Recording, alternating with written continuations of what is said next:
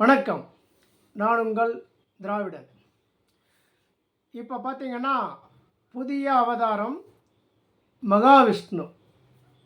27 வயதே நிரம்பிய ஒரு மாணவன். 10ஆம் வகுப்பு தான் படிச்சிருக்கிறான். அது கூட உறுதியாக தெரியல.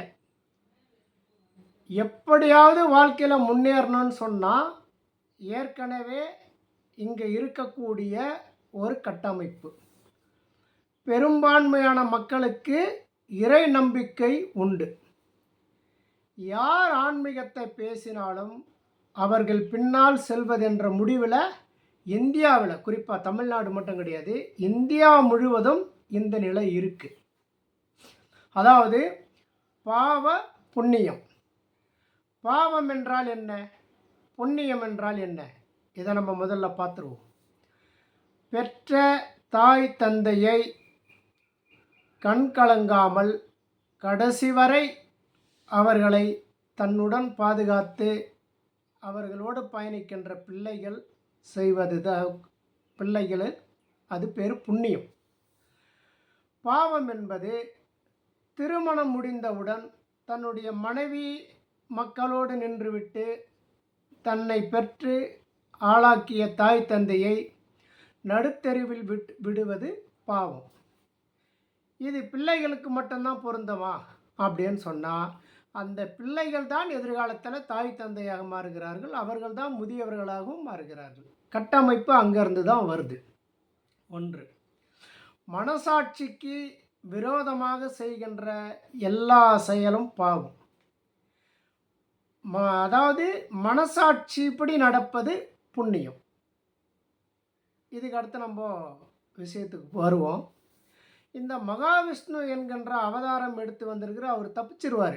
இப்போ காவல்துறை அவரை அரெஸ்ட் பண்ணிடுச்சு. அவர்கிட்ட பணம் இருக்குது, எப்படியோ குறுக்கு வழியில் சம்பாரிச்சிட்டார், கோடிகள் இருக்குது. இன்றைக்கி இந்துத்துவான்ற ஒரு கட்சி இருக்குது இல்லைங்களா, பிஜேபி, அது நேரடியாக ஆதரிக்குது. மாமன்ற உறுப்பினர் உமா ஆனந்த் அவர்கள் இதை ஆதரிக்கிறாங்க. அவங்க என்ன சொல்கிறாங்கன்னா, இந்து மதத்துக்கு ஆபத்து வந்து விட்டதுன்றாங்க. அதாவது பெரும்பான்மை இருக்கின்ற மக்களை, அந்த இந்து என்று சொல்பவர்களுக்கு அவங்க பொண்ணு கொடுப்பாங்களா, பொண்ணு எடுப்பாங்களா அந்த வீட்டிலலாம்? அதெல்லாம் கிடையாது. நீ இந்து, அவ்வளோதான், எனக்கு நீ பாதுகாப்பாக வரணும், என்னுடைய அடியாள் நீ. அந்த அவதாரத்தை எடுத்து வந்துட்டாங்க. தமிழ் தேசியம் பேசக்கூடிய சீமான் அவர்கள் எவன் தப்பு பண்ணாலும், யாரை காவல்துறை அரெஸ்ட் பண்ணாலும் அவங்களுக்கு ஓடி போய் ஆளாக முட்டு கொடுக்குற வேலையை சீமான் அவர்கள் செய்கிறார். சீமான் இந்துத்துவத்தினுடைய தலைமை அதிபர் அவரே கிடையாது. ஆனால் அவர் என்ன சொல்கிறாரு, கேடி ராகவன் ஆனாலும் ஆளாக வந்துடுறாரு, மாரிதாஸ் அரெஸ்ட் பண்ணாலும் ஆளாக வந்துடுறாரு. இன்றைக்கி அரெஸ்ட் பண்ணியிருக்கக்கூடிய மகாவிஷ்ணுக்கும் அவர் என்ன சொல்கிறாரு, அவர் சப்போர்ட் பண்ணுறாரு, அவர் நியாயப்படுத்துகிறார். இதுக்கு முன்னாடி அவர் கட்சியிலே அவர் 2 வருஷமாக இருந்திருக்கார் மகாவிஷ்ணு. அந்த அடிப்படையில் அவர் சப்போர்ட் பண்ணுறார். சீமான் மட்டும் பண்ணுறாரா? இல்லை. யாரெல்லாம் தன்னை இந்துத்துவான்னு சொல்கிறாங்களோ அவங்கெல்லாம் இந்து இந்து இந்துன்னு ஓடி வராங்க. என்ன, கிறிஸ்தவர்கள் அநியாயம் செய்யவில்லையா, இஸ்லாமியர்கள் அநியாயம் செய்யவில்லையா அப்படின்னு வேற ஒருத்தரை கையை காட்டுறதே இவர்களுக்கு காலமுழ பொழைப்பாயிடுச்சு. அவங்களுக்கு அது அரசியல். இந்த வீடியோவில் நம்ம எதை பார்க்க போகிறோன்னா, பொதுமக்களுக்கான பிரச்சனையை தான் பார்க்க போகிறோம். முதல்ல நானும் இந்து தான், அதை சொல்லிக்க விரும்புகிறேன். அதே சமயத்தில் இந்து என்றால் என்ன? நமக்கு ஒரு இறை நம்பிக்கை உண்டு. ஒவ்வொரு மனிதனுக்கும் தன்னுடைய வாழ்க்கையில் ஒரு நம்பிக்கை வேணும். பய பக்தி அப்படின்னு சொல்லுவான். ஒவ்வொரு தவறு செய்கின்ற போதும் அவன் பயப்படுறான்னு சொன்னால் அவன் தவறு செய்ய மாட்டான். அவன் பக்தியோடு இருந்தான்னு சொன்னால் தவறு செய்ய மாட்டான். இன்றைக்கி பக்தியோடு இருக்கிறான்னா அவன் தவறு செய்கிறான். அந்த அவதாரத்தை கையில் எடுக்கிறாங்க. கடந்த காலத்தில் எத்தனையோ மகான்கள் மக்கள் மத்தியில் பொய்யான ஆன்மீகத்தை பரப்பி கோடிக்கணக்கில் பணத்தை சுரட்டி ஆளுகின்ற கட்சியோடு தன்னை இணைத்து கொண்டு அதில் ஒரு பாதுகாப்பு கூடாரமாக அதுக்குள்ளே அடங்கலம் போயிடுறாங்க. இப்போ காவல்துறை அரெஸ்ட் பண்ணியிருக்கிற மகாவிஷ்ணு கூட சட்டத்தில் சில ஓட்டைகளை பயன்படுத்தி அவர்கிட்ட பணம் இருக்குது, ஏற்கனவே இந்துன்ற ஒரு அஸ்திரம் இருக்குது, இந்துன்ற போர்வைக்குள்ளே ஒளிந்து கொண்டு பிஜேபி கட்சியில் அடைக்கலம் தேடி மற்ற அரசியல் தலைவர்கள்லாம் மறப்போம் மன்னிப்போம் எதையாவது ஒன்று சொல்லி அவரை காப்பாற்றிடுவாங்க. நமக்கு அது இல்லை முக்கியம். பாமர மக்களை தான் நம்ம கேட்குறோம். ஒரு வீட்டில் வேலை செய்யக்கூடிய பெண்மணி, விலைவாசியெல்லாம் கொஞ்சம் அதிகமாகிடுச்சு, எனக்கு ஒரு 1000 ரூபாய் சம்பளம் கொஞ்சம் ஏற்றி கொடுங்கன்னு கேட்டால், அங்கே வந்து எந்த அளவுக்கு அவங்க நடந்துக்கிறாங்கன்னு பார்க்கணும். இது போன்ற போலி சாமியார்கிட்ட போயிட்டு லட்சங்களை கொடுக்கறது, ஆயிரங்களை கொடுக்கறது, இந்த கேடுகட்ட ஜென்மங்கள் இருக்கிற வரைக்கும் இவனை போன்ற பச்சோந்திகள், அதாவது மகாவிஷ்ணு மட்டும் கிடையாது, நித்யானந்தா வந்தான், மக்கள் மத்தியில் அம்பலப்பட்டுட்டான். ஜக்கி வாசுதேவன் வந்த மக்கள் மத்தியில் அம்பலப்பட்டுட்டார். இன்றைக்கி மகாவிஷ்ணு மக்கள் மத்தியில் அம்பலப்பட்டுட்டான். அதாவது மக்களை சுரண்டுவது. இவன் சொல்கிறான் பாரு, போன ஜென்மம் இதுதான் ஆரியர்கள் எடுத்த அஸ்திரம். போன ஜென்மம் பாவ புண்ணியன்னு சொல்லிட்டு தான் ஆரியர்கள் இந்தியாவில் குடியேறிய போது அவர்கள் எடுத்த ஆயுதம். அன்றைய பாமர மக்கள் அதை நம்பி ஏமாந்தார்கள். இன்று வரை அது நீடிக்கிறது. இன்னைக்கு வரைக்கும் அது நீடிக்குது. யார், அதாவது ஜோசியக்காரன் கூட பாருங்களேன், நல்ல விஷயம் 4 விஷயம் நல்ல ஜோசியக்காரெலாம் இருப்பான், மன உளைச்சலை உண்டு பண்ணிட்டான்னு வச்சுங்களேன், அவன் எதையாவது கடன் பட்டாவது அவன் கேட்குற பணத்தை கொண்டாந்து கொடுத்துருவான்.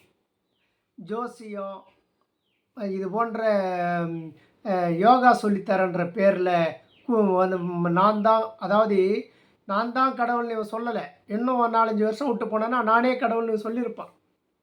நித்யானந்தா அப்படி தானே சொல்கிறான், நான் தான் சிவன் சொல்கிறான்.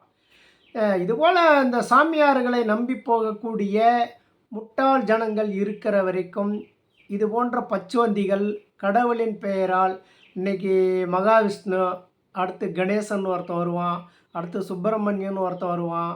இந்த கொஞ்ச நாளைக்கு முன்னாடி நான் ஆதிபராசக்தின்னு ஒரு அம்மா வந்தது. அவங்களுடைய பின்புலன்லாம் பார்த்திங்கன்னா, அந்த ஆதிபராசக்தின்னு வந்தது அது ரொம்ப கேவலமாக இருந்தது. ஒரு புருஷனை விட்டுட்டு இன்னொரு புருஷன் கூட ஓடி வந்து, இதுதான் அம்மா பேரை சொல்கிற நியாயம் லட்சணமாக இது? ஆதிபராசக்தி எத்தனை பக்தர்களுக்கு தெய்வம். அந்த பேரை சொன்னதுக்கே எல்லாரும் என்ன செஞ்சுருக்கணும், வன்முறை நம்ம பேசக்கூடாது. இவர்களை எல்லாம் சட்டம் தண்டிக்குமான்னா சட்டம் தண்டிக்கலை, எதையோ ஒரு காரணம் காட்டி அவங்கள தப்பிக்க விட்டுடுது. இப்போ இடையில ஒரு விஷயத்தை நம்ம படித்தோம். வடகொரியாவில் மழை வெள்ளத்தில் பாதிக்கப்பட்டு 4000க்கும் மேற்பட்டவர்கள் இறந்து விட்டதால் அந்த நாட்டின் அதிபர் கிங் ஜின்பிங்கா அவர் வந்து சம்பந்தப்பட்ட அதிகாரிகளை அத்தனை பேருமே காலி பண்ணிட்டார். அதை நம்ம ஆதரிக்கலை, அப்படி சொல்லி தான் நம்ம அனுபவிச்சுட்ருக்கோம். சிட் ஃபண்டில் ஏமாத்துறான், ஆன்மீக வழியில் ஏமாத்துறான், கொள்ளை அடிக்கிறதுக்கு எத்தனை இந்த ஏமாறக்கூடிய இவங்களுக்கு வந்து ஒன்று கொடுத்தா இன்னொன்று இலவசம் அங்கே லைனாக போயிடுவோம். இதுவும் எவ்வளோ பெரிய கீழ்த்தரமான புத்தி இது. அது எப்படி அவன் இலவசமாக கொடுக்க முடியும்? அவன் லாபம் வேணாவா? அவனுக்கு குடும்பம், மனைவி, மக்கள், அவன் கம்பெனி, அவங்க வேலை செய்கிறவங்களாம் சம்பளம் கொடுக்க வேணாவா? அது எப்படி ஒன்று கொடுத்தா இன்னொன்று இலவசம்னா நீங்கள் போய் நிற்கிறீங்க? உங்களை என்னத்தான் சொல்கிறது? நான் என்ன சொல்கிறேன், உங்களுக்கு அறிவு இல்லையா? அந்த கடவுள்கிட்டே நீங்கள் நேராக வந்தாருன்னு வச்சுக்க, எந்த கடவுளானா இருக்கட்டும், கடவுள் இருக்கிறாருன்ற நம்பிக்கை நம்மளுக்கும் கிடையாது. ஆனால் இருந்தாலும் கூட நம்ம என்ன சொல்கிறோன்னா, மக்களுடைய நம்பிக்கை மதிப்பளிக்க வேண்டும். இறை என்பது ஒரு நம்பிக்கை, அதுக்கு மதிப்பு கொடுக்கணுன்ற ஒரே காரணத்தினால தான் உங்கள் கடவுளே நேராக வந்துட்டாருன்னு வச்சுக்கோ.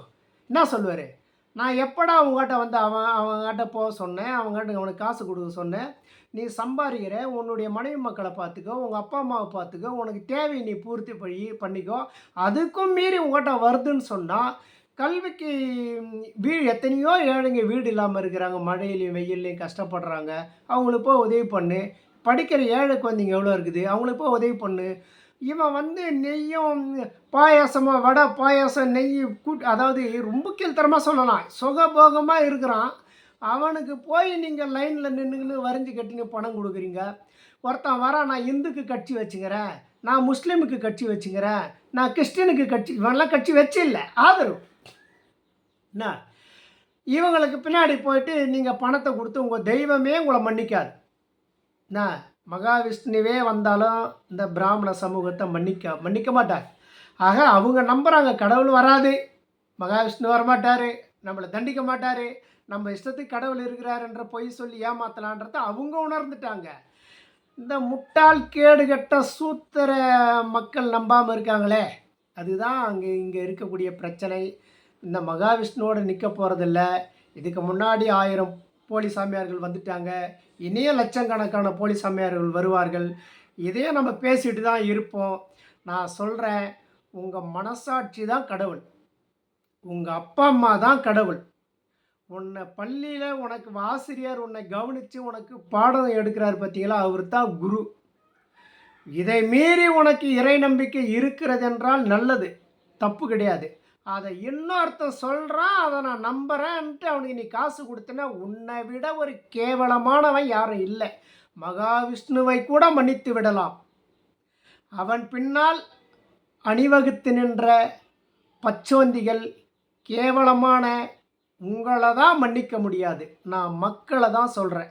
எந்த அரசியும் காவல்துறையும் இந்துத்துவவாதிகளையும் ஆன்மீகவாத கட்சிக்காரனையும் பிஜேபியும் சீமானையும் இவர்களையெல்லாம் பேசுவது டைம், நேரம் வேஸ்ட்டு. ஆனால் பொதுமக்களாகிய உங்களுக்கு அறிவு வந்துட்டால் இதெல்லாம் தானாக கலைஞ்சிரும். என்ன, ஆகையினால மகாவிஷ்ணுவிடம் பணம் இருக்கிறது, அவன் தப்பிச்சிருவான். இன்னும் பல பச்சோந்திகள் வருவார்கள், அவர்களும் கோடிகளை சுருட்டுவார்கள், அம்பலப்பட்டுருவாங்க, பணத்தை வச்சு தப்பிச்சிருவாங்க. ஏதேனும் ஒரு அரசு ஆதரவு வரும், ஏதேனும் ஒரு அமைப்பு ஆதரவு கொடுப்பாங்க. ஆனால் பணம் கொடுத்து ஏமாந்து போன உங்களை காப்பாற்றுவதற்கு நீங்கள் வணங்கக்கூடிய கடவுளே வரமாட்டார். நன்றி. தொடர்ந்து இணைந்திருங்கள், பேசுவோம். நம்ம சேனலை சப்ஸ்கிரைப் பண்ணி ஷேர் பண்ணுங்கள். நம்ம சேனல் வளர்றது பொதுமக்களுக்கானது. எத்தனையோ விஷயங்களை நம்ம பேசிகிட்டே இருப்போம். அதாவது கடையை விரித்திருக்கிறேன், வாங்குவதற்கு ஆள் இல்லை என்று சொல்வது போல மக்களுக்கான நல்ல தகவலை பேசுவதற்கு நம்ம சேனல் தயாராக இருக்கிறது. இன்னும் பல அறிஞர்களை அழைத்து பேச வைக்கணும். ஆனால் அந்த அளவுக்கு இன்னும் நம்ம சேனல் ரீச் ஆகலை. நீங்கள் தான் பெரிய மனசு வச்சு சப்ஸ்கிரைப் பண்ணி லைக் பண்ணணும். அப்படி பண்ணிங்கன்னு சொன்னால் உங்களுக்கான நல்ல தகவலை நாம் கொடுப்போம். நன்றி, வணக்கம். திராவிடன் இணைந்திருங்கள்.